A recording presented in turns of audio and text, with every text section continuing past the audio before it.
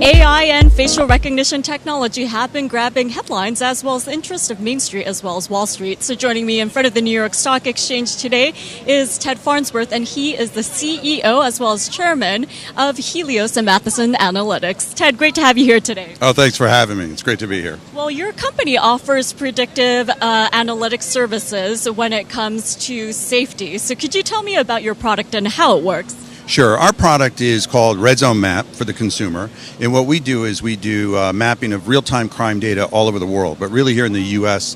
is where we started. And we do real-time crime and terrorism as well, where we let people know their situational awareness. What's going on around them? You're going to a different city. You're flying into Chicago. What's happening around me? We give you a safe route, risky route, whatever you want to take. So it is all big data, like what you were saying, all analytics behind the scenes, crunching the numbers of what's going to take you to the safe route. Well, when it comes to this type of product, there are security as well as privacy concerns. So can you tell me about how your company is addressing those concerns?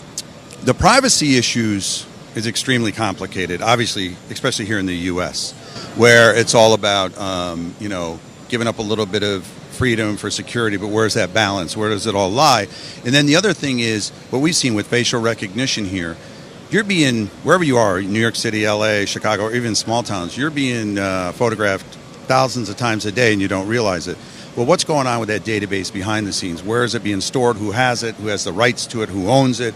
Is it a municipality, a city, the police department, the shopping center, the mall? So it's very complicated that way. But what I've seen recently is where a lot more people are willing to give up a little bit of freedom, for safety, for security, such as like what happened in London, where they did facial recognition and they found the terrorists in the stadium while they were just sitting there having a game. I mean, that's the first time ever, and that only happened a couple of weeks ago. So you'll see more and more facial recognition really coming to the forefront. And some of the companies we're dealing with facial recognition out of Israel in particular, is the technology is so far ahead of where I thought it was. So but it is the whole privacy issue is a very, very touchy subject. It's going to be interesting of how our government deals with it as well. Well, Ted, Helios and Matheson Analytics is a publicly traded company. You're listed on the NASDAQ capital market under ticker symbol HMNY. And as of today, at the time of recording, your market cap is around $19.5 million. But going forward, what is your outlook for the company and where do you stand in terms of financials? I think you're going to see over the next several months with Helios and Matheson, we really took the last year as we did the merger to really get our footing to see where we're going, what we're doing. So with Red Zone alone, as a subsidiary of that, obviously on the safety side and different things we're bringing out like zone intelligence and all that stuff. And then I think you'll see other things that happen along the way, but always based around the consumer and big data, where big data of knowing what the consumer, where they're doing, where they're going, and being first mover. Whatever space we go into, we want to have first mover advantage and be disruptive, disrupt the whole sector. Nobody was in doing crime mapping or anything like that. We're still the only player really in it, per se. So that was really us being the first mover. So any company we look at, impossible acquisitions down the road or whatever, it's always going to be about first mover advantage and disruptive in technology.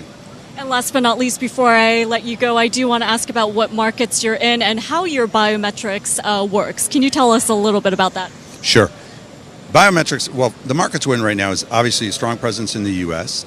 We've opened in Europe, in the U.K. We've done Paris, Germany as well, but Paris, France is a major city. And we're gathering our data as we speak and building those databases. We probably have what I would say the largest live real-time crime database in the world, especially in the private sector. And it's taken us 3 years to put that together. And we do it through all different ways of how we get our information. But going back to our technology, facial recognition, our facial recognition is interesting for the fact of when we do facial recognition with you, what we do is ours goes into a mathematical formula. So it's 3 points of the face in a mathematical formula. So if anybody ever hacked our system, which we don't believe they will, but you never know, they would never have your facial recognition. They would only have a mathematical formula. So that formula has to come down, match another formula here in less than a second and tell you who that person is. So that's really the big differentiation between us and any other facial recognition company out there.